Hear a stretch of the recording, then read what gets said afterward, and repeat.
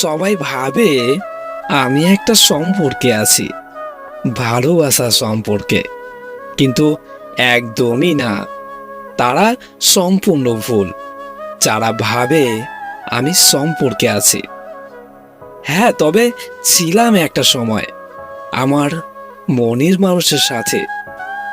আজও সে আমার মনের মানুষ, ভালোবাসার ভালো থাকার মানুষ, যার সাথে আমি আমার সব কথা ভাগ করে নিতাম, যার সাথে আমি স্বপ্ন দেখেছিলাম আমার ভবিষ্যতের। আজ সেই মানুষটাই আমার কাছে অতীত।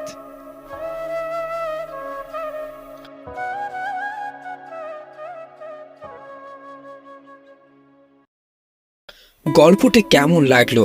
যদি ভালো লেগে থাকে লাইক, কমেন্ট, শেয়ার এবং সাবস্ক্রাইব করতে ভুলবেন না।